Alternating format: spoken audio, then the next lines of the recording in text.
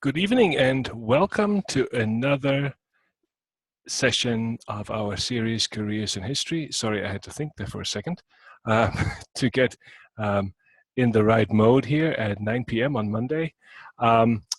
We have a fantastic panel tonight with former graduate students who now have careers in museums and history centers. And so I hope you will enjoy this conversation on the way that history degrees, both MA and BA, can help you develop interesting careers out in the field. The way we want to do this tonight is the way we do it every time we meet here for Careers in History. I will introduce you to the panel members. They will talk about themselves a little bit and about their job, what excites them, the challenges they face, the reason they're driven into these careers. How they made the path from college to career. I think that is on every student's mind, and if it's not, it should be. The way their working world looks, how their BA and their MA prepared them for their work, the lessons they can offer you, and then of course at the end, we want to give you plenty of opportunity to ask your own questions. So without further ado, I want to introduce you to our panelists here, and I'm making some room, some boxes out of the way, and I'm actually going to have the panelists introduce themselves. So we will take it from the left. First, Amanda. Hello and welcome. Hi, thanks so much for inviting me tonight. My name is Amanda Tweez. I was a history master's student in public history at Cal State Fullerton and graduated in 2010. And I'm currently working at the San Diego History Center in San Diego, while also finishing up my PhD in public history. So I've carried that history thread across the East Coast and back to California again. So you're still a student and also already in the career in a way. Yeah, it's, I think, really important as a public historian to try to get the experience in the field as well as in the academic sphere. And so I've been very fortunate to found this position and to have worked other positions that really helped hone all these skills. Excellent. And to your right, Jennifer, hello. Hey everyone. Hi. My name's Jennifer. Jennifer, I'm gonna interrupt you rudely. I'm sorry, but can you speak up a little? The audio is a little low still. Okay, it may be my mic, so I will try to swap technology. But okay. Hi everyone. I'm with the Battle Island Museum. I direct there day-to-day. So I did an internship originally doing oral history for the community and ended up getting a master's at Cal State Fullerton in public history and an emphasis in oral history as well. So I'm delighted to be back with you and share a little bit about what this career has come to through Fullerton. All right, thank you, Jennifer. I wonder whether it might be a good idea for you to log out and log in again, maybe with a different microphone, or if there's something you can change on your setup, because I think we'll have a hard time hearing you, and it would be a shame for us to miss the things you say. In the meantime, though, I'm going to continue with introductions and move to your right. Heidi, hello. Hello. So I'm Heidi Ortlaw. I work as a state park interpreter for El Presidio de Santa Barbara State Historic Park, and I started as a bachelor's of history at UCR, and then I joined the public history program at Cal State Fullerton, where I worked for a while at state parks, and then I also switched and worked for Riverside County Parks for 2 years, and now I'm back at California State Parks. Okay, excellent. Thank you. And last but not least, Kevin, good evening. Good evening. Thank you for having me. I'm Kevin Cabrera. I'm the Executive Director at the Heritage Museum of Orange County. We're located in Santa Ana. And prior to getting to Cal State Fullerton, I was actually a business major at Cal State Long Beach. And I transferred after I got sick and tired of business Mm-hmm. and switched to history. History had always been my favorite subject. And when I transferred from Long Beach to Fullerton, then I did my BA work and graduate work at Cal State Fullerton. So yeah. Excellent, thank you. I look forward to hearing more about your switch of majors. It's always a lot to learn, I think, for our students. And also, I want to point out that you are actually still technically an MA student, aren't you? Technically, yes. I'm actually an MA student for two different programs. I'm also in the MLIS program through San Jose State, so librarianship program. So I think for those of you who listen, note that two of these four are still continuing their education. Kevin should complete his master's with his Cal State Fullerton committee, which includes me, probably later this year. Yeah, most likely by July. Yeah. Nonetheless, he's already been the executive director for the Orange County Heritage Museum for 1.5 years now. Mm-hmm. So. In what I want to do now is I want to actually ask you guys, what is good about your job? What do you enjoy about your job? So I'm going to actually take it from the bottom up now. Kevin, what do you like about your job? How good is your job really? Other than the stressful factor at times, it's really fun. Every day is a different day. It's not a repetitive. It's not repetitive. I'm constantly meeting new teachers, new community partners, new administrators, outreach. Still doing a little bit of research. So it's a really good job, and I enjoy it a lot. I mean, the things that I don't like about it the most is probably what I'm doing right now. Is I'm working on next year's budget, and our budget is we have a little over $500,000 budget. So that's not necessarily having that background is a little bit difficult, but I've been able to learn our cash flow and our accounting really well and how we run our museum. So, and then obviously being managing a historical sites, all the maintenance and repairs is a big pain in the butt as well. But other than that, my colleagues are amazing, very passionate people, and we're all dedicated to the mission of our museum. So it's fun. It's really a dream come true. What I can hear there, though, is that for those who think that museums are just about the work that take place sort of out on the floor, so to speak, there's a lot happening in the background that is not all that different from maybe running a business or running an organization. You have a budget, you have to manage your spending, and you have to take care of logistics that are in the way similar to a business or an organization. Oh yes, definitely.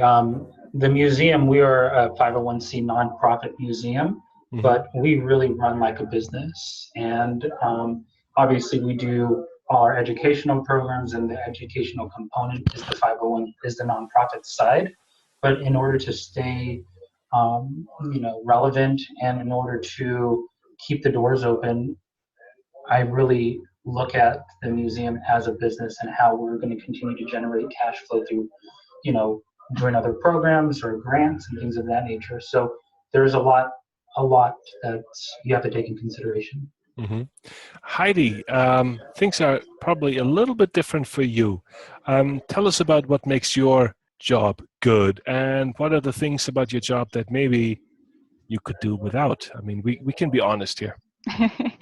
So the things I love about my job is that I was actually hired as part of a test project on ways to kind of improve interpretation at parks. And so I was hired solely for that. So my job is heavy on creativity, community outreach, and just building those kind of partnerships with other institutions. Mm-hmm. And so it's really exciting. It's a little bit scary though, because there's no guidebook on how do you improve things like interpretation when we already have kind of state parks has like their basis for what they look for, and now they want to expand it.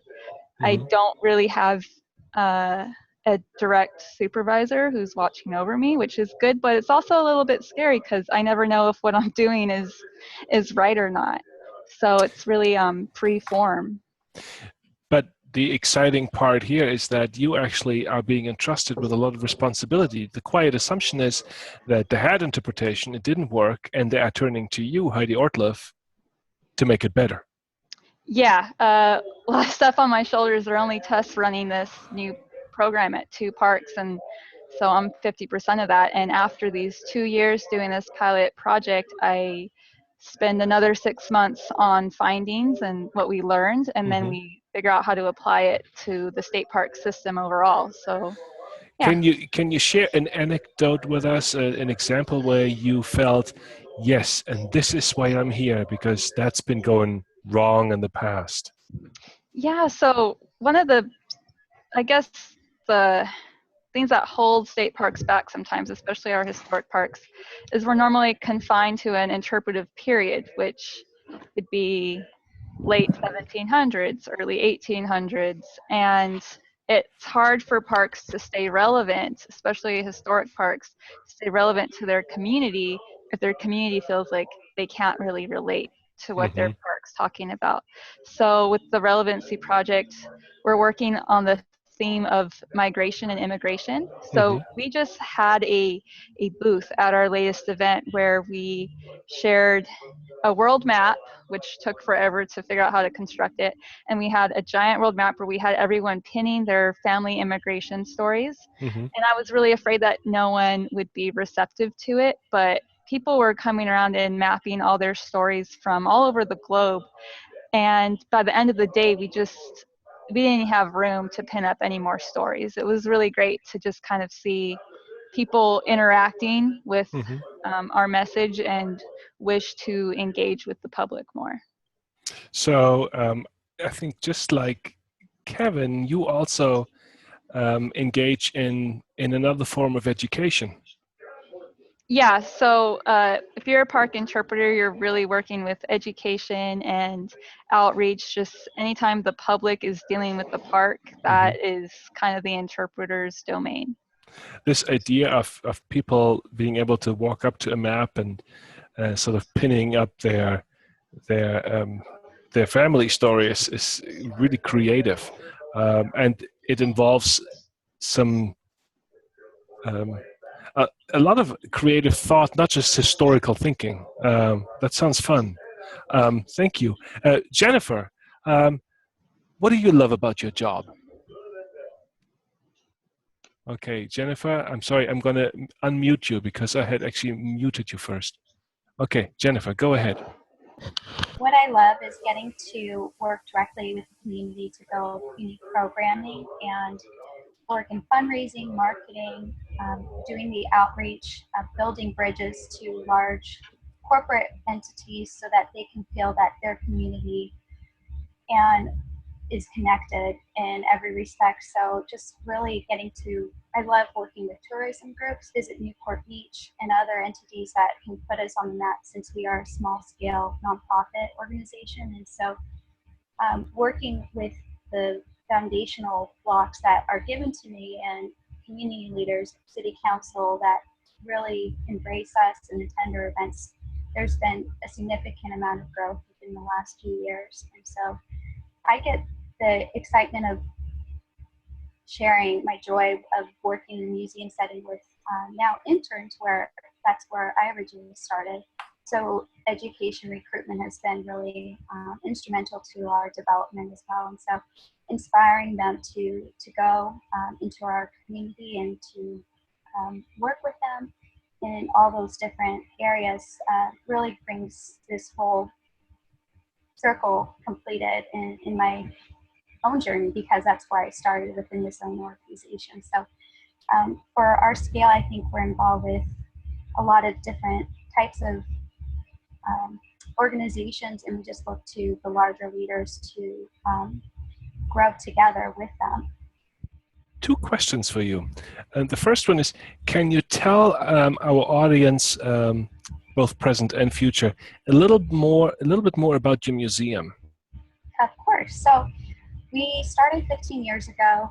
We are in a historic 1947 cottage. It was community inspired, grassroots entirely, met in a women's home to preserve local history. And from there it evolved into a formal museum where we now reside along Marine Avenue, which is our main street.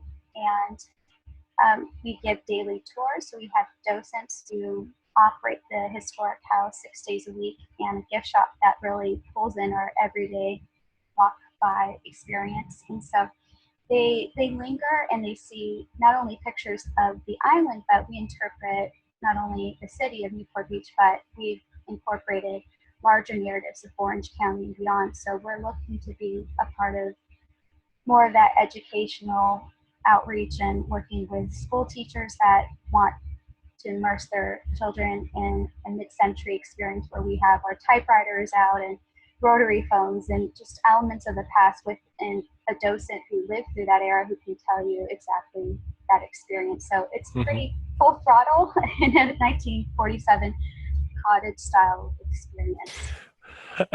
What is the story of Balboa Island that prompted the museum?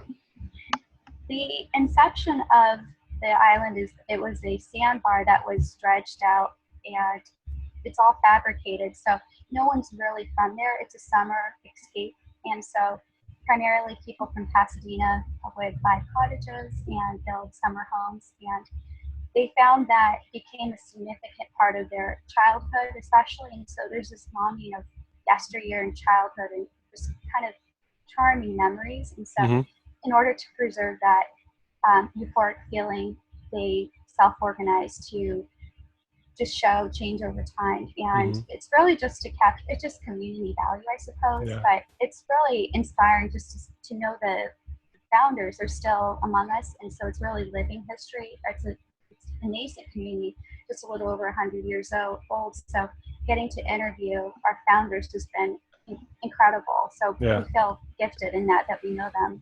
Where does your funding come from mostly? It's primarily through the community itself. So it being self-organized, it was through them that they felt this was critical. And then we've secured city grants and other foundations that believe in us. But really from the very early years, even to this day, it's really self-funded. Does that mean that you personally have to do fundraising as well?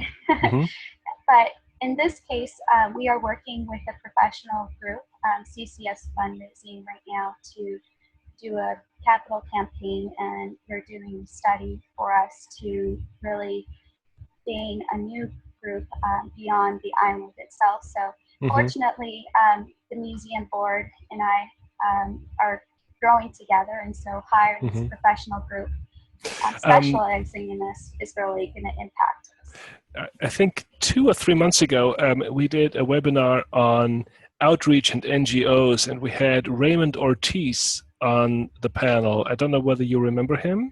Absolutely. I spoke with him yesterday via email for CCS, actually. Because he is doing fundraising, and I thought maybe that should be your contact. Yes, in fact, we are partnered.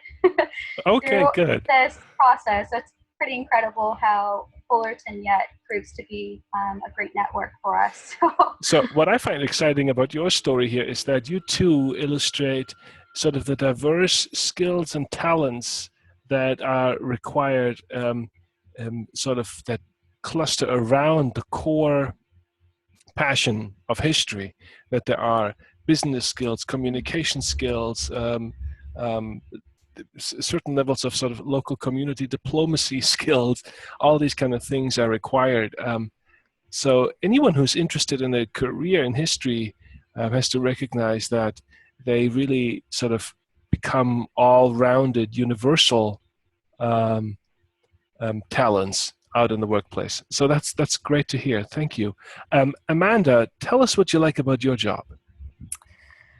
So I really love that I get to speak to people from all different walks of life and all different experiences and help record their stories and really make them feel a closer connection to history. I often speak with people who have never been featured in newspapers, who don't have a recognition outside of a small particular community, and they are always very touched to be included and to know that their life story is worthwhile. And I will also say that I like to think that as an oral historian, I get to be a jack of all trades, because I don't really have to know a lot about a lot of the subjects. Right. For instance, I interviewed this man about the biotech industry in San Diego. I am a history major. I have no background in this sort of thing. And it was a really fascinating interview, I think, because I was able to say, wow, I really don't know about this. Tell me more. It's a great learning experience for me too. And I get to meet people from all around. Let me ask you about this biotech interview.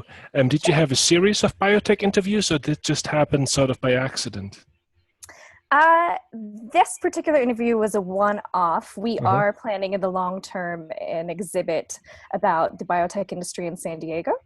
Because so UCSD, because I'm not sure whether you know this, but UCSD put out a grant 3 years ago for an oral history collection on biotech. Oh, I did not know that. And that would be a great connection. So that might be worth checking out. Now, are you also involved in rendering these interviews for interpretation or display or anything of that sort? Yes. So increasingly, as I was brought on 2 years ago, and my project was to create this new collection of oral histories. And the organization has been doing oral history since 1956. So we go back, but this was a new project, one done by a professional and taken up where volunteers have left off over the years. And so one of the mandates was to really bring oral history back into the larger interpretation of the San Diego History Center. So I've done interviews for exhibits specifically and helped shows, what goes where and what is a good story that we're not getting from another artifact or photograph that only can be told from a personal perspective. And we're also including these in our education programming as well. So that means you have to also be an editor of sorts at times and sort of go through your interview and find the one passage that tells the story. Yeah, that can be a challenge when you're trying to condense a really large, complicated history to just a minute or so. But I think it really has proven to be an effectual part of our interpretation and one that really sticks with visitors. You get to know local history much more intimately. And of course, you get to know people very well. Does it feel like you really sort of made deeper connections at the end of an interview? Yeah, I think it's always fascinating to go into a stranger's home and walk out knowing the intimate details of their lives. And they've trusted you with this information and they want you to know it and they want you to learn from it. And yeah, it's a very humbling experience and one that always gives me a personal connection to big ideas about history.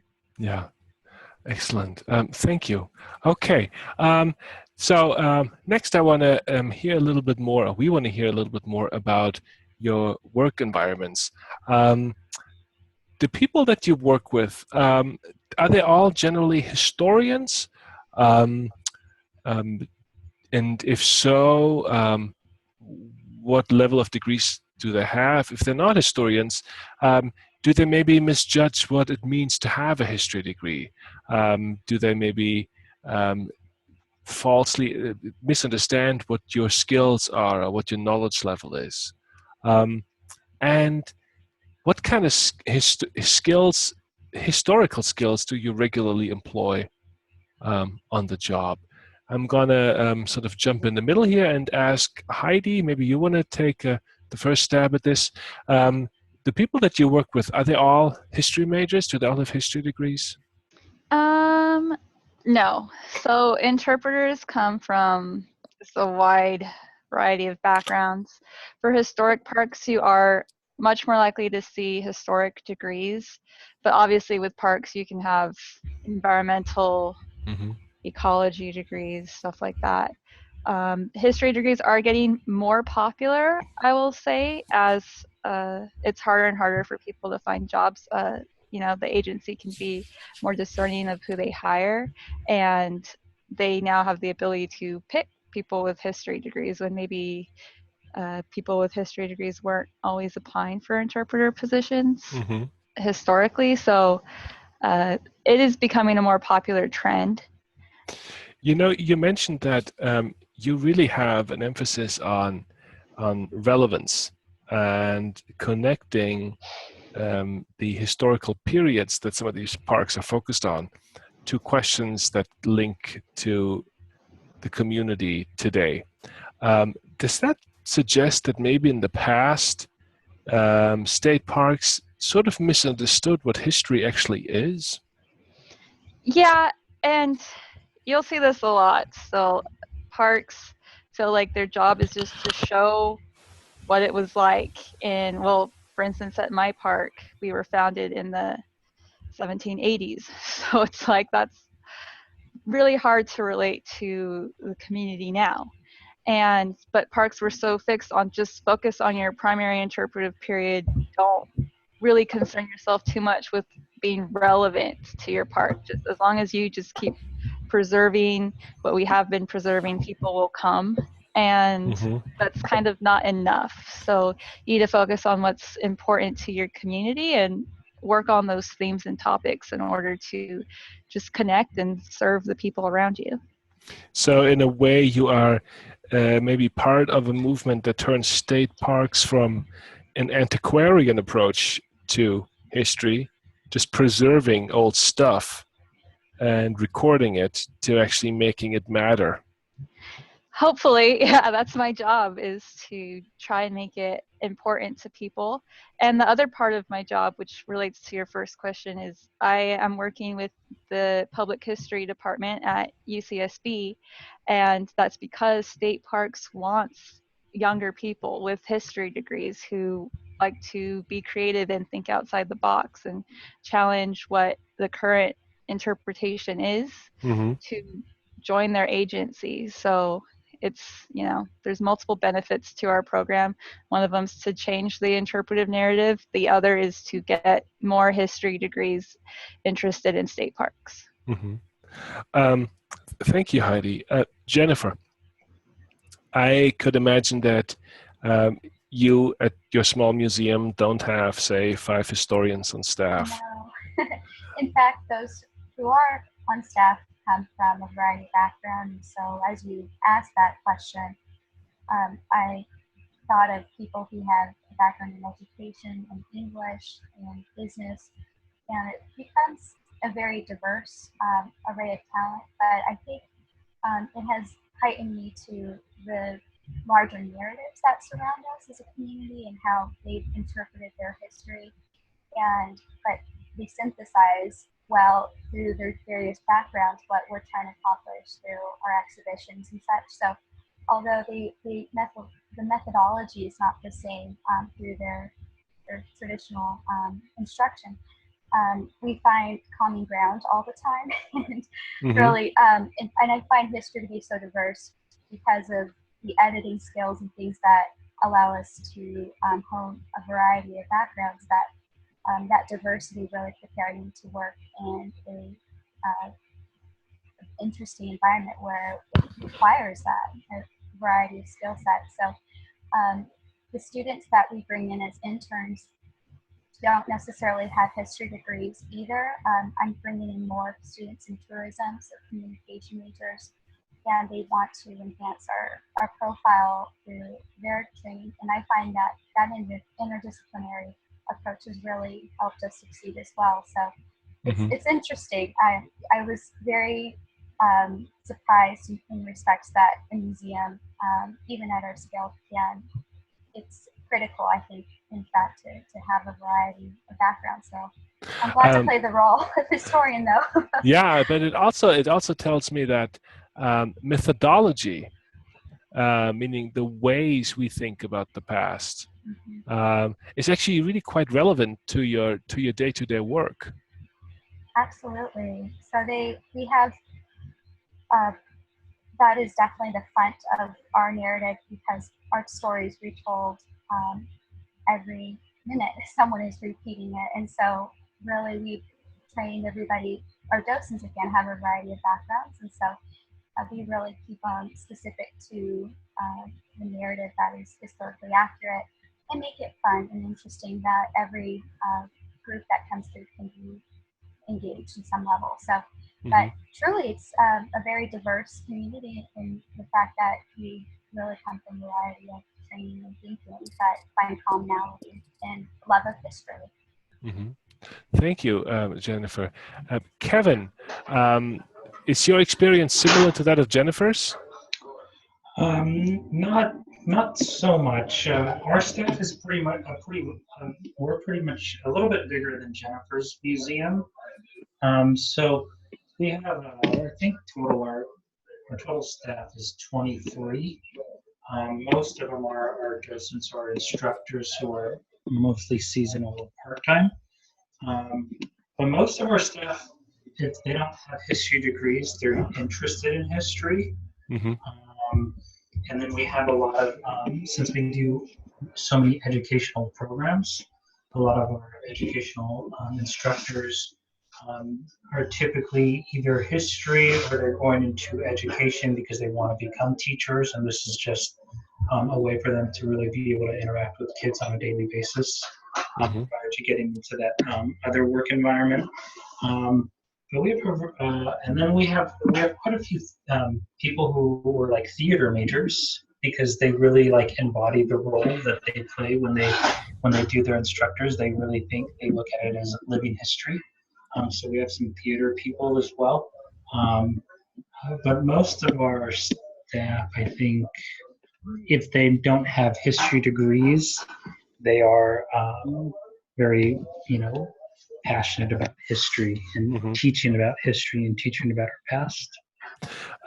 Do you have conversations where you need to explain matters of methodology to passionate history buffs who may nonetheless get something wrong in the way that we ought to think about the past? Yes. So I think I tend to do a little bit more now that I kind of see our mission and our direction of how we want to interpret some things. So I am a little bit more hands-on with our educational staff and providing that methodology. But everyone is really good at taking any sort of materials that we provide them with in terms and if they have any questions, good at asking questions and what do you mean by this and what do you mean by that, and really open to learning and understanding the narrative. Do you have older staff, people that are notably older than you, that you are nonetheless required to instruct about the ways in which to do this work? Is that challenging sometimes? We don't. You know what? There's been a dramatic shift in our in the demographics of the museum since I first got to the museum 5 years ago. There was definitely a lot more older staff, and we've really have kind of flipped the script. And most of our staff is mid-20s. And very much younger. We have a few older staff that are kind of our veterans, but have been at the museum for much longer than I have, and really kind of understand the in and outs of the museum. So there's a little bit of work with them, but not too much. They're really good at just kind of going with the flow and really open to not necessarily change, but open to they're open-minded because they've seen how the museum has really kind of thrived the last couple of years. Now, this might be a good time for you to also explain a little bit how your museum works differently, say, from Jennifer's. You do a lot with school classes, correct? We do a lot with school classes. The museum sees about 18,000 students a year from around Orange County. And we even have schools that come from LA County and Riverside County. Um, uh, and and they go through our educational programs, field trips. And so we have a variety of field trips that focuses on different themes.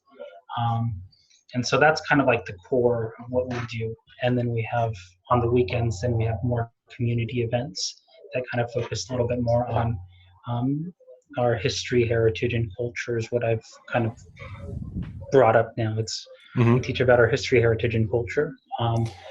But yes, we work very closely with a lot of schools and a lot of teachers and a lot of principals and administrators and things of that nature. You also bring in a certain level of performance, right? I have a picture of you doing blacksmithing. Oh yeah, yeah. So we have a working blacksmith shop at the museum, fully functioning blacksmith shop, and the blacksmiths teach classes. So I was going to those classes just because I wanted to learn. It's a really fun. It's a really for them it's a hobby, and I just wanted to step into those shoes and be able to see how this craft of this trade of blacksmithing was so important. So yeah, we do. There's performance and there's other things as well. You also mentioned the theater majors. Do they do? I don't know. Do they try to? Do they act out a Jedediah Smith kind of thing, or what happens there? They don't act out a Jedediah Smith. I think it's for them. It's their theater background allows them to portray how they want to portray how they it's their way of interpretation or interpreting our I guess our script, but within the guidelines of the curriculum. So for them, it's just a little bit more instead of bland, it's more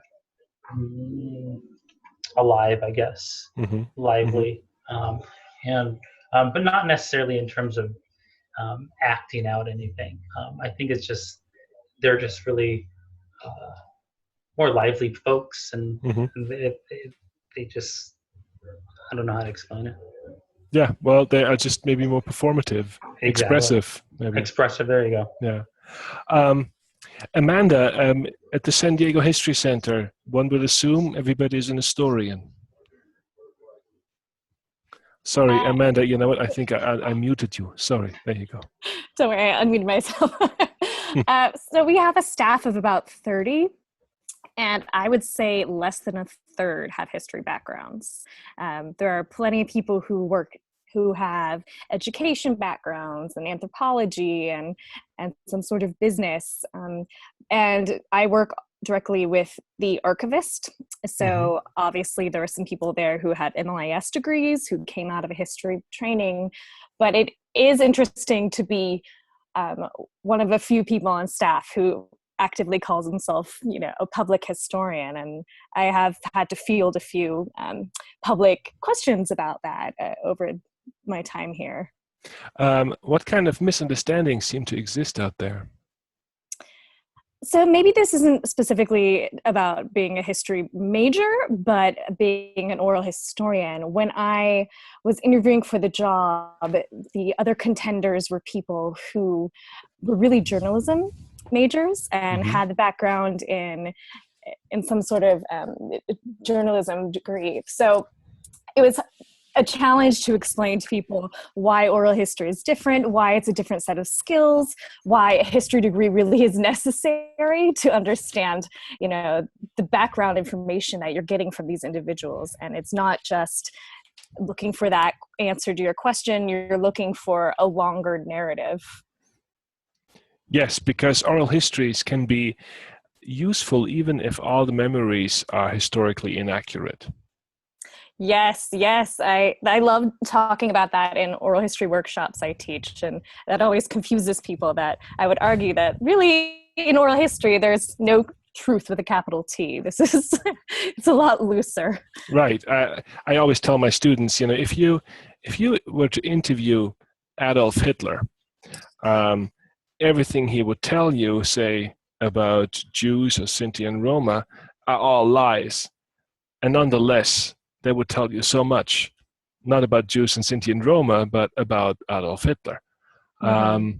And maybe to scale this down a little, make it not quite so scary and dramatic, with people that work in aerospace. I interviewed lots of people in the aerospace industry. It is not so much what they tell you about the particular plane, but how they felt they participated in it. So yeah. Now, does it happen that you meet narrators for your interviews, and they have certain expectations of you as an historian, that they think you ought to know this because you're an historian? That does happen. I usually counter that by coming in and saying, you are the expert here. This Yes. is your life. Nothing you tell me is going to be something that I can really correct. Mm-hmm. And that their story is one of many that helps make up this collage of San Diego. So, for instance, I have done a lot of work looking at the different neighborhoods in San Diego, and those neighborhood identities are still very strong, but everyone has a different experience. Like, did you experience racism? Yes, no, but it's the same place, right? So Mm-hmm. having that larger catalog of interviews is really important to creating that story. Mm-hmm. Are there skills outside of your history major? I mean, you told us how you sort of had to articulate the difference between, say, a journalist asking questions and an oral historian asking questions. So your skills here clearly are relevant. But did you develop any other skills outside your major that you feel turned out to be quite useful? I mean, Kevin learned blacksmithing. I haven't learned anything quite that dramatic. I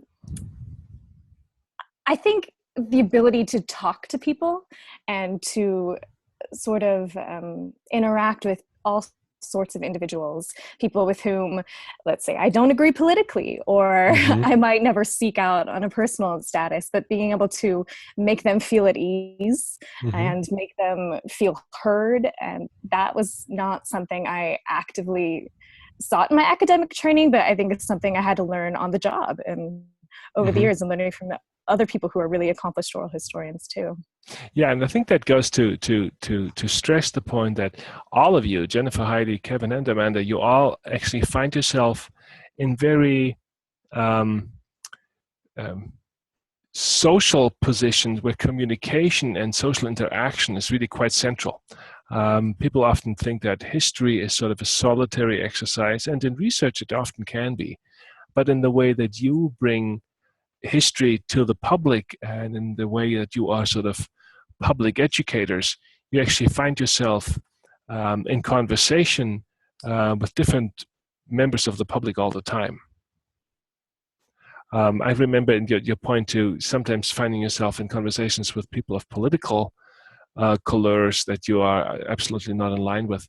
Doing some of my oral history interviews, I interviewed radical environmentalists and fervent Tea Party supporters and people who thought that Obama was the impersonation of the reincarnation of the devil. And both radical environmentalists and the Tea Party supporters thought that I was absolutely with them because I listened to them.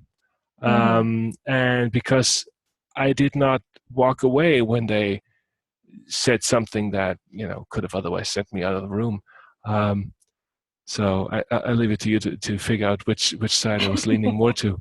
But let's move to our next block of questions here. I wanted you guys to look at our learning goals for the BA and for the MA, and maybe think of some specific examples that you can share with the audience where you say, in this particular instance, that learning goal that I accomplished in my major or in my MA actually really helped me address that issue. I think we've talked around this throughout our session so far, but I nonetheless wanted to sort of come back to this, because what I want students right now to understand is that the things that we are trying to push in our courses are actually really relevant sort of on the ground out there. So I'm going to make sure that I unmute you all, because for the sake of better sound, I sort of tend to switch off microphones. So you're all back.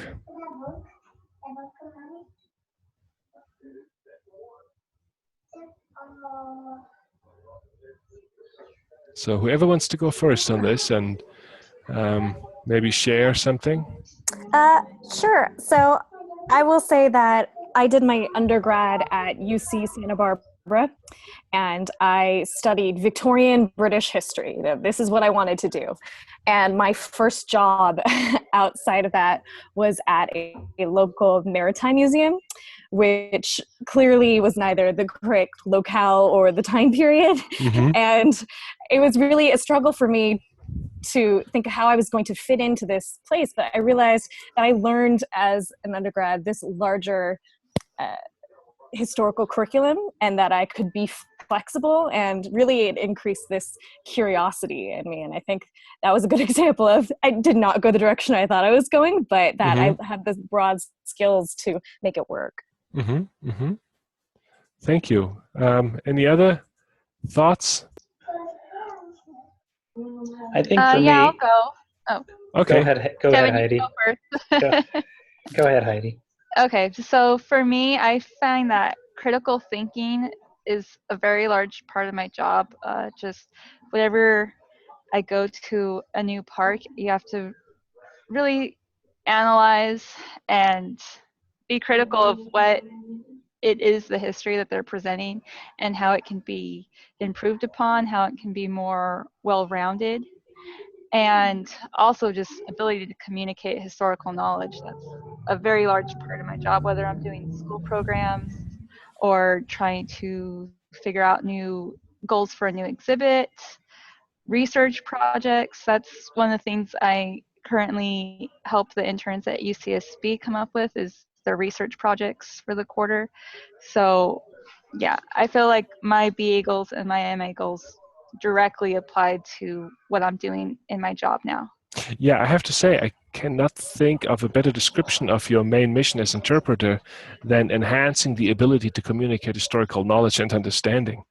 It seems like that is smack on what you're doing. I find it really exciting to hear that you actually have a role in helping UC Santa Barbara students come up with research projects. Yeah, so I meet with their professor, Randy Bergstrom. I meet with him about once a week. We also meet with the interns. And we go over, you know, what are our goals for the projects? What do we want the students working on? And just what are our main ideas that we want to try and test out for these next 2 years? So it's a work in progress, but I really like having such a good and strong relationship with UCSB. And I have to say, that's, you know, for most people with history degrees who want to get into higher education, the prospect of working with students and guiding students in research, that's probably the most interesting part about, say, of just being actually a professor at Cal State Fullerton. And the fact that you get to do some of that, and that you get to work with a professor at what we call an R1, a research university, UC Santa Barbara, I think that speaks to the potential of the kind of work that you do. Now, Kevin, you gracefully let Heidi go first. What did you want to share? The whole idea to promote intellectual inquiry, critical thinking, and historical analysis, I think, is very, very key to what we want to teach and what we want to instill in our young students that come to the museum. And even though history was always my favorite subject growing up as a kid and into high school, and I think one of the things that I disliked about history classes is that it was really kind of just memorizing dates and memorizing people. And so everything that we do within our programs is to kind of instill this idea of critically think about what we're trying to teach you and why did this happen, and analyze these things. And so I think it's very, very relevant um, to kind of what's you know, capturing the the interest of these young kids to want to look at history in a different way. Thank you. Any other ideas, anecdotes? Well, in my role, we are able to synthesize the sources, so there's a lot of analysis in that part. But I love the goal from the MA program is to also create original projects. And so with oral history, we're literally creating a new record. And so I feel that without Fullerton's background, I would have never discovered my passion for public or oral history methods. And so to give the community a record of themselves and teach each other the process. And I send them back to Cal State's workshop before they go out and do these interviews now on our behalf. And so it's pretty incredible to see that that's part of the goal is the originality of this kind of research. And so being able to integrate that back into displays and onto a website and other digital methods these days is incredibly invaluable. So I'm grateful that Fullerton has a program that's specific to the career track that I ended up taking. Yeah, thank you, Jennifer. And I think that's a good point, that actually a lot of your work, by its very nature, has to be original, that you are not, say, teaching an old familiar curriculum or are just sort of adopting an old syllabi, but that you have to come up with new things, new ways, and in many ways be far more creative than writing things, but you have to actually make things happen, not just visually, but also viscerally in an exhibit. So I wonder whether, to some extent, maybe your work goes even beyond the way that even we on campus conceive of original research, because you do more than actually do original research. You do original ways of, I don't know, articulating history. That's a fascinating thought. Thank you for sharing that. Well, I think this, for all of you, I mean, look, when I think of Heidi's example of a map where people can actually sort of show their own family migration, so where people can put themselves in historical context and put themselves on the map, literally.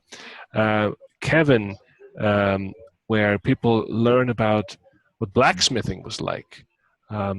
That's teaching, say, the history of technology in a way that I, in a classroom, probably wouldn't be able to do. So you have more opportunities there to create lasting memories. And when I think of, I don't know, Jennifer, do you have class excursions to your museum sometimes?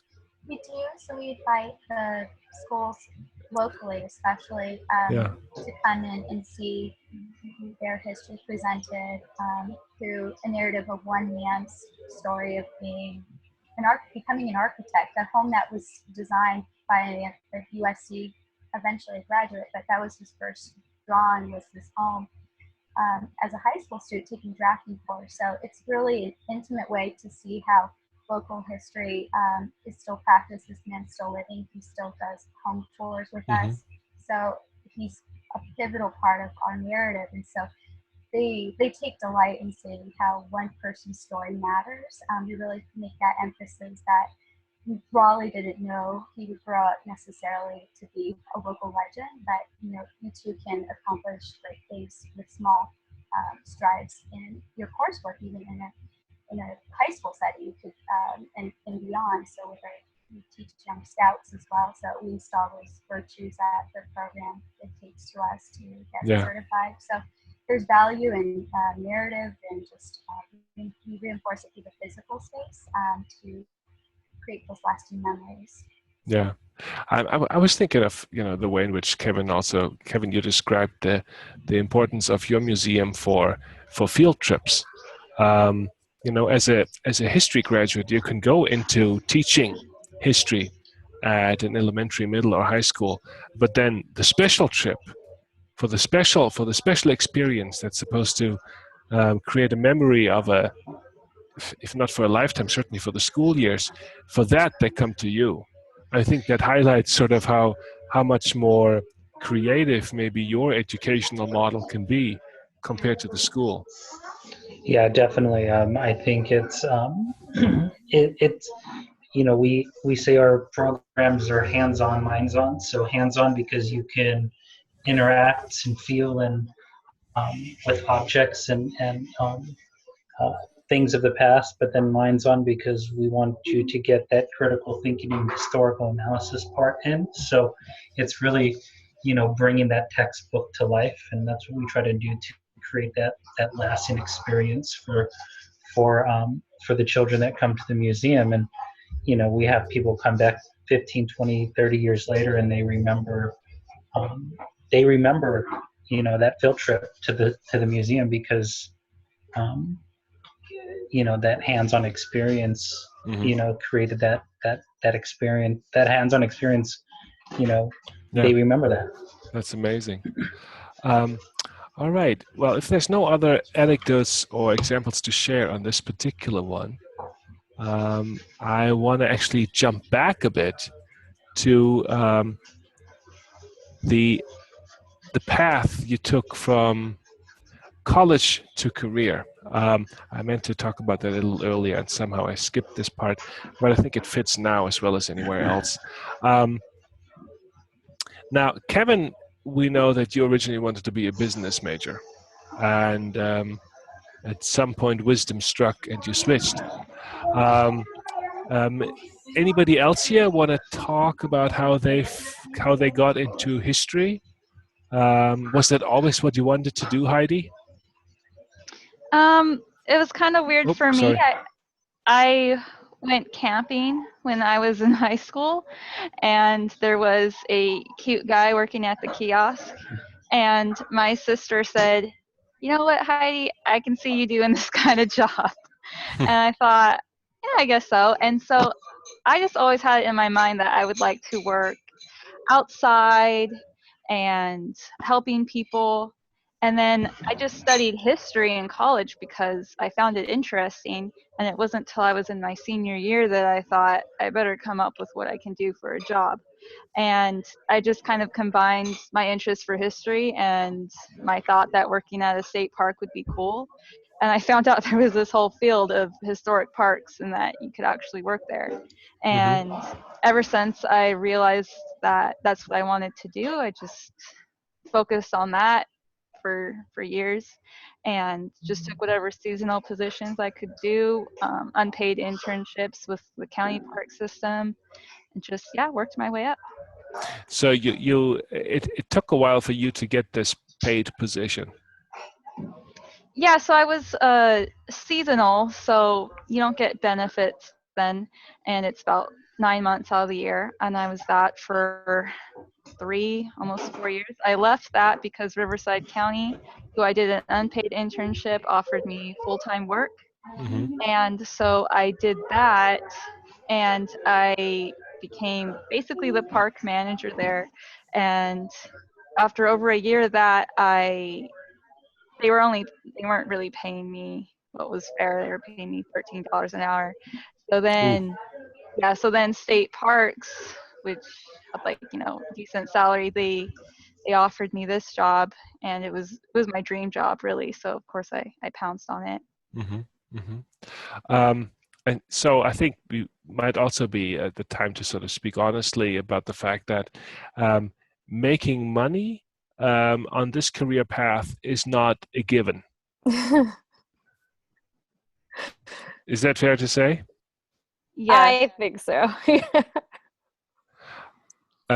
Who here is happy with the salary? I am. Amanda? No, I'm Sorry, Heidi. currently.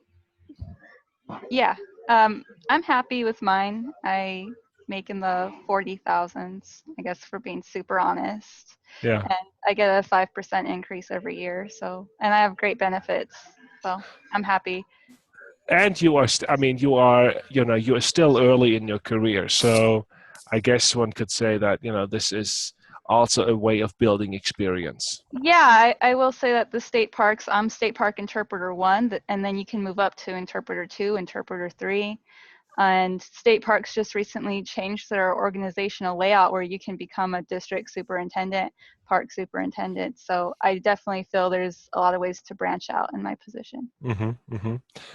Kevin, you said pay is okay. Yeah, I get my pay is I would probably think I probably get paid the most out of everyone in this group, but I'm probably on the lower scale in terms of the size. But I get paid 63,000 a year, and then I also can get some bonuses and some increase in pay and stuff as well. But it is I think I'm not too worried about that right now because I am still fairly early in my career, and I know that I can just move up from there. Okay. I've been offered other positions with much higher pay, but I'm really dedicated to the mission of our museum, so I wanted to stay at the museum. Well, that's really great to hear. Both that you decided to stay there because you care, and that there were other better opportunities. Now, Amanda, you were also candid and said that pay is not one of the things that are great about the job right now. Yeah, I'm currently working part-time in this position, which suits me as I'm still finishing my degree. But it is disheartening to see people who have other positions, both in my institution and in others around the area, that are having to make ends meet other ways, and that it's been difficult to convince institutions to commit to a full salary and benefits package for a lot of these people.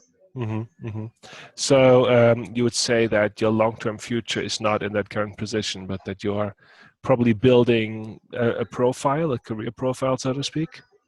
Yeah, and I think that it is beneficial for that respect, but it is difficult if I were trying to support a family or do something else at the same time. You really have to decide that this position is going to give you something other than financial benefits. So I think that's good that we brought this up, because especially when it comes to museums and history centers, or there's a good amount of work out there that relies on, say, well-supported art history graduates and other people who do this purely out of love for sort of the work on the exhibition floor. But that can sometimes, sort of lead to less than financially fulfilling jobs. But there is also that other side that, you, Heidi, and Kevin are experiencing. I don't know how it is for you, Jennifer. I feel satisfied with I think having a full-time position in the field in which one studies, that enough, motivates me. But I find that there are also fringe benefits, in particular the region where we are with boats and, getting to know certain people who influence the regional politics. I feel that there's some kind of satisfaction in building rapport and being networked into such systems. But just on a emotional side, though, such satisfaction in just being able to execute historical thinking and build a community and enrich community day to day really outnumbers any kind of offer that has been presented. And so it's always honored and really an honor when someone comes seeking you from other institutions and other opportunities. But I feel that this is my calling, so to speak, at this time, at this juncture. And so really, I think this is the place that I'm meant to be in. And so that's truly satisfying. Good. That sounds good. let me ask you guys. Now I know from Heidi that Heidi sort of worked seasonal for a while and also did internships and sort of established herself on the outer rim of the park business, so to speak, to get this job. Kevin, you first volunteered at the museum, correct? Yeah, so I was working for the city of Santa Ana um, in their history room. They have their little archives. And that's how I got introduced to the museum. And I did a program with some youth that I was working with. And we volunteered at the museum for a summer. We helped basically build an adobe house, an adobe structure. Um, and and then after I completed that volunteer project, I just continued working with the city. And about 6 months later, I got a phone call from not a phone call, I got an email from the director asking if I wanted to be one of the program staff. And at that time, it worked out well. My schedule worked out well. I was only at the city part time, and that was part time in the afternoons, and this was part time in the mornings. So it worked out well that I would just go to the museum in the mornings and then transition into to the city in the afternoons. And I did that for 3 years, and then when the director, my predecessor, resigned, that's when the board of directors basically tapped me on the shoulder and said, "We want you to take over as interim." And as we go through the formal process of looking for a full-time director, so I was interim for 6 months, and then I applied for the formal position, and I got it 6 months later. Fantastic. Jennifer, how did you end up becoming director? It all started by this internship to create an oral history project, and so through that process, I met our leaders and the board through numerous occasions and volunteering through their fundraiser programs. And so by dedicating a part of my time during my graduate studies, I literally fabricated my own position. I created a need in the institution. So they were all asking themselves, what will we do once she graduates? And so we met formally. I wrote my own job description, and they hired me on the premise that I would fulfill that and bring in others to the organization. So I think it's kind of odd that happened, but it's kind of from what I've been hearing from my peers and others in the market, is that internships can produce career opportunities. And it's something I do want to mention while we're live, is that I do fulfill a role of California delegate for a regional oral history group too. So I'm constantly networking with other programs, and they're always asking for their students how to get a position in their field, because they're seeking to do oral history or some kind of public history program. And so my recommendation has always been to contact any local organization, see what kind of work is being done. Just make yourself a valuable part of the team there. And so that's advice that we've carried in to this Southwest Oral History Group. We're training new career individuals to seek out opportunity, because the market can be saturated, but create a need is what I always have recommended to the community. Yeah, I think to make yourself valuable to the point where someone is willing to pay you, I think that's a great idea, and that speaks, I think, to your initiative, Heidi's and Kevin's as well, that you were willing to front some work as an intern, as a volunteer, with seasonal work, that basically made the case. Now, there are other degrees that are more directly linked to a career path, let's say in finance, where it's uncommon that you front work and then later someone is sort of carving out, or you are even, as in the case of Jennifer, able to carve out your own position.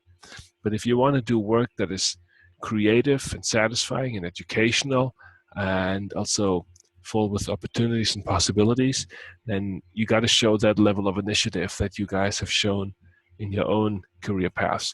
Now, Amanda, you are in the PhD program at the University of Massachusetts. What brought you back to the San Diego History Center? Well, it's funny that I actually have the same path as everyone else, it turns out. I was an intern at the San Diego Center about 6 years before I was hired. And that was when I was still a student at Fullerton, and I was working at the Center for Oral and Public History at Fullerton. And so I thought it'd be great to go to this different museum and learn how they did their oral histories and how they presented their community project. And I took my internship really seriously, but I never thought I would come back around to it. Mm-hmm. And when I actually studied California history, and I knew I wanted to go back to California while I researched and wrote my dissertation. So this was a job opportunity that I just couldn't pass up. It was Mm-hmm. something I love to do, oral history, but it was also an institution with which I was familiar. So Mm-hmm. it was a nice circle there. Now, you all entered the job market sort of after 2013, I would say, right? I don't think any of you have been in the job longer than that. No. So I'd say you probably all sort of came in the wake of the recovery of the Great Recession. Do you sometimes worry that maybe next year state parks will not have funding, that museum runs out of donors, that schools turn elsewhere with their field trips? Do you sort of have to worry about the robustness of your future, of your institutions? I would say yes. We just got news today that the city of San Diego is going to be cutting a large percentage of arts and culture funding. Mm-hmm.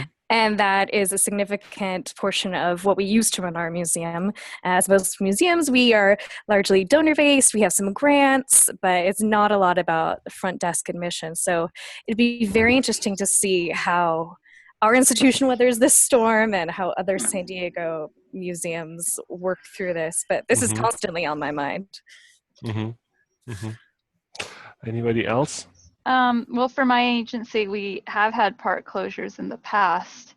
And the good thing is that it doesn't really affect people who are permanent positions, Mm-hmm. which I am. So normally what they do is they change your hours to 410s, and they spread you between different parks if your Mm-hmm. park is closed. So I do have some security since I actually passed probation 2 weeks ago. So Congratulations. yeah. So I don't have that worry, which was a big relief on me. Mm-hmm. But there is always that worry of what are you working with? How hard is it for your friends groups to help fundraise for your park? Mm-hmm.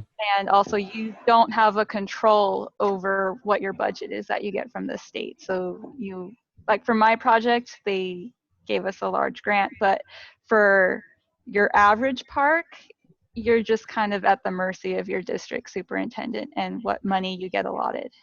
Mm-hmm. Mm-hmm. For me, yeah, this is constantly on my mind in terms of what if schools decide to go to a different museum or things of that nature. So I think that's why I'm always really trying to stress the importance of putting on exceptional educational programs for to our staff, that they want to come back, and then also kind of creating other programs to have give incentive for schools to come back again. Mm-hmm. In terms of donors, the museum is always kind of, it's been interesting. The museum has never really relied a lot on donors, so the last 2 years we've actually increased our donor contributions. So and I think that's going to continue to grow up as our donors continue to see the work that we do. And same thing with grants. there were a few grants that were given or that were the museum received. So we're just getting more and more grants and things for our programs. But it is a worry because you never know what's going to happen, and you're always. I think the biggest thing is always just being able to try to stay relevant, because once you're not relevant, then no one wants to come to your place. So continue to stay relevant and create that buzz. So so that the public, students, teachers, and people know what you're doing. And I guess that means for you, Kevin, that you have to look at what other museums do. Basically, check out what your competition is. Is that correct? Yeah, I do that. I tend to try to see what programs other museums do that are geared to the same group of students that we try to gear our programs towards, and think of other unique ways to engage them in different sorts of programs. And I guess that's another way in which maybe your comparative uncertainty is like that of a business, where you need to sort of stay abreast of the competition, of other opportunities, to make sure that school classes return. Now, Jennifer, is that a concern for you? Future funding? We focus on donor satisfaction in our programming, and so we're adding more and more all the time. So they themselves tell us the value in their experience, and so I think the more we enrich their lives, the more certain our future is together. And so and we're seeking out new community partners, and so having the city council being part of our inception, we had some members really see the development through all the different stages, and having their backing really makes us feel that our future is secured, because they do fund us in part. And so really thinking future goals, having a strong strategic plan and a fallback is really critical, I think, in a nonprofit world. And since we're working with this professional fundraising group, they certainly are projecting out how we can improve our just general operation budget and such. And so any business in this day and age is subject to change, but I think the way that we handle it in a professional corporate mind, our future is low risk in that case. Thank you. I want the last question on this particular range of topic, the path from college to career, and I guess we just discussed the future paths of your careers and how stable they are. Are there things that you wish you would have done differently in college? Are there things you thought you think you could have maybe sort of looked ahead? If you could fix one thing in your college career, what would that be?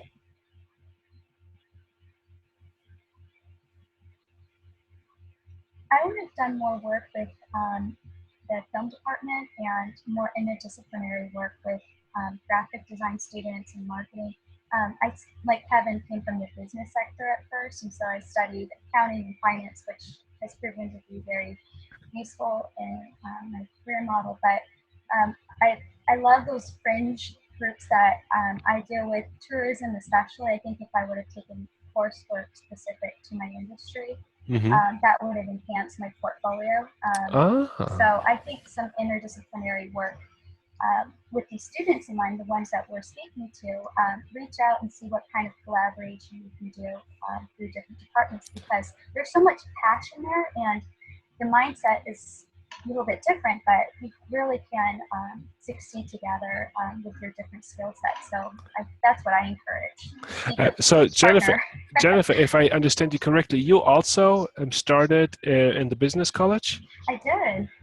And then, just like Kevin, you moved over to history. Exactly. And in retrospect, maybe taking a course in graphic design or marketing would have been useful. I think really staying in tune with all the trends, and fortunately, being a business student, they did have us do some of that coursework, but I'm apt to, do webinars of that kind to keep in tune with what the trends are and stylistically what people are doing, because you want to stay in the know and really represent your community. So, but I think there's a lot to be said about that. Yeah, that's good to hear, because what we are trying to create with the masters at Cal State Fullerton is to turn what you guys may remember as the cultural skills requirement into a professional preparation certificate, where we ask that students engage in co-curricular activities and maybe choose some electives that are not just in American Studies, a neighboring field, but maybe really bring in a completely otherwise unrelated discipline in order to sort of create an additional skill: graphic design, managing an NGO through public administration, things of that nature. And it sounds like these are the kind of skills that, if you can pair them with history, would work really well for all of you. Are there any other things that you wish in retrospect you would have done differently? Amanda, Heidi, or Kevin? I wish that I had known more about just technology. I second the mention of graphic design, but I just went to a interpretation and technology training last week, and there was so much stuff I didn't know how to apply, like through ESRI maps, like ArcGIS maps of your park, to show like change over time, to show just like even for like how agriculture has changed through cities and stuff. Like there are so many applications that I wish I was more comfortable using. And like I just talked to the Smithsonian Learning Lab, their new online project. That they want to see state parks like test run, and it's just a whole other thing that I'm not really comfortable with, that I have to get comfortable with pretty soon. And yeah, it's one of my goals now to just learn more about technology and how I can use it. You know, you should check out the website room528.com. room528.com. It is the new website of the CSUF digital historians, because since you guys left, we hired 2 digital historians who have all sorts of skills in, I guess, Heidi, you would call that digital interpretation. And so we share that that with you, that we feel this is the kind of things that students would need in the future.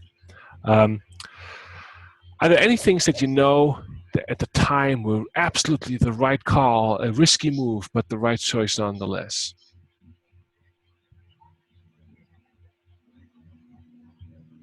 That's okay. Yes. Okay. Yes. Yeah. So for me, I had a big risk where normally the state park going from seasonal to permanent trajectory is you stay a seasonal for as many years as possible until they finally give you a permanent position.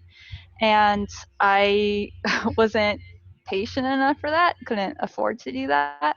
So that's why I was a trader, changed agencies, went to Riverside County. And I hoped in the long run it would pay off for me, because Riverside County was going to give me, I mean, not for the pay I was looking for, but they were going to give me all the responsibilities I needed to build up my resume and come back to state parks. And for a while, I didn't think that they would take me back, because there's always seasonals that have been there for 5 years, 6 years that they might hire first. And yeah, so I kind of lost hope for a little bit that I made the wrong move, but it did pay off in the end. They were impressed with my resume, and they knew that I could handle a job like the relevancy project that I'm working on. Excellent. So I'm glad I did it. Fantastic. I'm going to move us to sort of a almost last section here, where I want to find out whether maybe your career has changed the way you think about history. maybe there's something about the way in which you understand historical methodology now that you really didn't understand even when we tried to teach you guys historical methodology.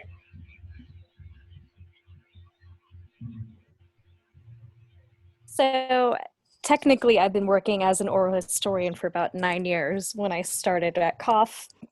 And I learned on the job a lot of the skills required. But even then, even though I was studying to be a public historian, I think it took me years of actual practice in public history to appreciate how important it is to make history relevant to the public and how that can be a tool to teach people about current events and how to relate to the world. And that reminds me a lot of what Heidi's doing in her work too. Thank you. And then maybe last, what kind of final advice or recommendations would you want to give a history major or MA graduate student right now for the job search? What are the things I think that you think they should look out for? I hear from students that are in the program right now or just recently graduated, and what I always recommend are the larger national groups, so like NCPH for public history students, or Oral History Association. They do job listings, and to follow those boards, to search AASLH, the Association for State and Local History. They do post state, interstate lines, so it's really they'll keep you informed about different positions opening up. And so just start now, start searching, start developing a set of skills that you have and compare it to what's being posted, and start making a portfolio if possible to really demonstrate your wide variety of skills that you're learning in the classroom and out of the classroom. Thank you, Jennifer. I think that's really good advice. Now, may I ask you for a favor? Because the connection is not so strong, and you listed a couple of places, organizations where students should start looking for jobs sooner rather than later.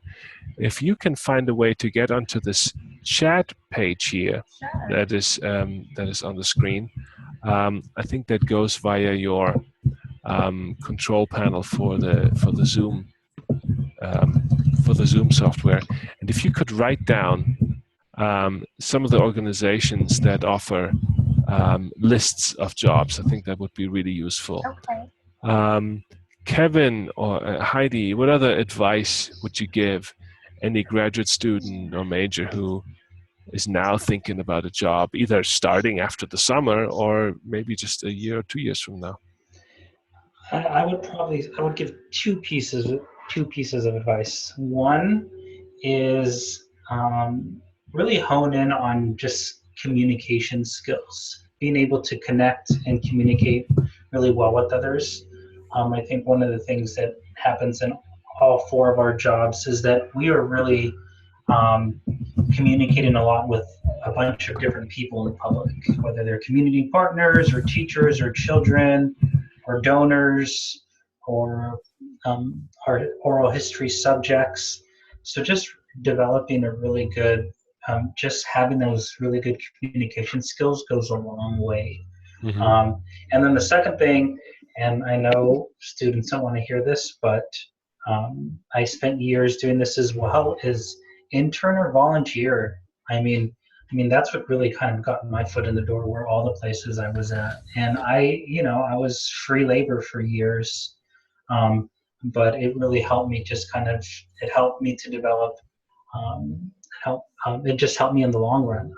People knew who I was eventually, and I just got connected with other people, and that's kind of where I ended up. So I know it's free labor is tough, especially for college students, but if you have the opportunity, intern and volunteer. There's two other people that I know, friends of mine, who are now executive directors at other museums. And when they first got started, they were interns, college interns at their places, and then moved their way up. So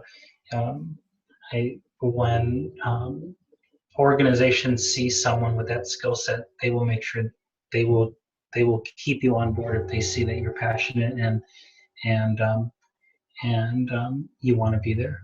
You have to pay your dues, so to speak. Huh? Yep. Those friends of yours, are they also Cal State Fullerton graduates? One of them is, but she went through the art department. Oh, okay. And the other one is he was in a Cal State Fullerton. Well, then we don't want to talk about it anymore. But thank you. I think paying your dues is one of the things that you have to do. Now, any other advice? Well, actually, go ahead, Heidi. I would say what I did is I contacted people in state parks whose job I wanted, and I just kind of asked them for advice on internships. And if I even asked one of them for advice on if they thought a master's program would be worth it, and before I applied to Fullerton, and they told me, yeah, like it will really open a lot of doors for you. So I kept in contact with them. I also regularly practiced while I was driving interview questions because I was doing like so many just interviews for different jobs. And I interviewed at places as often as I could, even if I wasn't really that interested in the job. Like sometimes I would apply to jobs in Northern California where I wanted to stay closer to my family, but I knew that the experience of doing the interviews and everything would set me apart and make me better prepared for when I was ready to take a position. Ah, that's good. Yeah, so it requires a lot of effort and proactive thinking. Amanda, you wanted to say something as well. Yeah, to sort of piggyback off of what Kevin said, I actually did remain friends with a lot of my Cal State Fullerton friends, and I was able to create a network of people across the country in different positions who can let me know not only when there are positions open, but sort of the skills required among the various history endeavors. But also I want to say for all those potential or the new grads out there, apply for jobs when you're not sure you have all of the skills required. If you've got, 6 out of 10, that's good. See how you can tweak what your past experiences have been to fit the specific skills for this job. And I think I gave the example of the Maritime Museum where I was like, okay, I'm a history major, but this has nothing to do with anything I know about. How can I benefit this museum? And so just give it a shot. You never know where these things will lead, and you can make some contacts that'll be really beneficial in the long run. Yeah, I think this is generally true that people think they have created a CV and then the CV stands and then it either hits the job or it doesn't. But in practice, you actually have to tweak your CV and have to sort of make your own experience speak to the job. That can be quite labor intensive if you tweak them only to get the interview experience like Heidi did. But it can also get you surprising opportunities. The thing is, what you have to get good at is to have your experience speak to different positions and different opportunities. A previous webinar participant said, a history degree doesn't speak for itself. You have to make it speak. Your experience, your knowledge, your experiences, you have to turn them into articulate arguments for a position. They don't do that on their own. And I think that's the point that you are making here, Amanda. Now, we're running a little over time, so I think we should maybe move on to the last opportunity here, and that is giving our admittedly small audience the chance to ask a question or two. So, Alex, Mark, Shirley, I suppose. I'm actually opening your microphones. If you want to speak and ask a question, you're welcome to. You can also use the chat board here.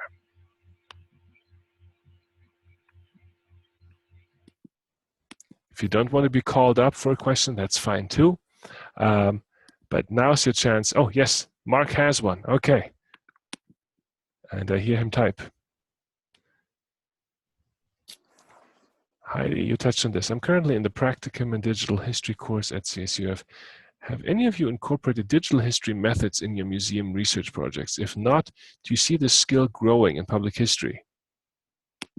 Yeah, so we haven't incorporated it yet. That's actually one of the things that I was just told by one of my bosses to do. He said, I want you to look at this, online learning lab, and I want you to base the whole lesson plan curriculum on it for middle school or high school students. And it's one of the things I'm actually meaning to meet with one of the interns this week on. So that's a kind of, you have to check back in later to see what comes of it. But it's definitely growing in public history. Like I said, the Smithsonian's the one who's sponsoring the program. So it's a hot trending thing right now. What do the others think? Do you think this is growing in public history? Absolutely. Certainly, yeah. The website is needing to be more digitally friendly. We have people pulling records from it, and so we're a primarily digital archive, and so staying abreast of how to make users see how to make it, the interface work well for them. Right now we're working with the city to create a digital mapping project through photos, and so I would hope that we continue to find such opportunities where this is coming from the city's IT department, where they're developing their own infrastructure to have some of our collections in a new way. So we just get to collaborate, in fact, by pinning location through the GPS locale and providing images, but they're repurposing our collections in a way to meet the city interest. And so there's new kinds of projects in them, but we need to develop more in-house as well to keep our millennials and even younger audiences interested as they walk through. Yeah, I think there's no question that that digital history methods, as you put it, Mark, are absolutely crucial. There's no way around it. And while it's not impossible to get a job today without those skills, having them and combining digital skills with historical methodology, I think will be the desirable package for a good while to come. Any other questions from Alex, Shirley, or Mark?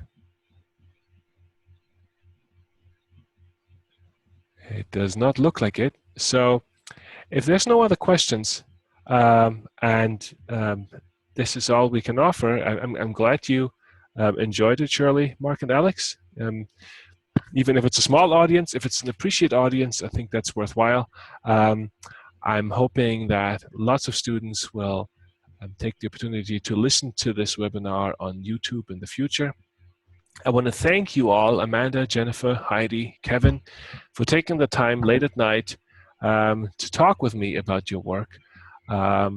It's really exciting to hear the kind of opportunities you have discovered and carved out for yourselves, the kind of work that you do, and I'm itching to check back with you in, I don't know, 2, 5, 10 years and follow your careers, because I am confident that you'll have more and more exciting stories to tell as the years go by.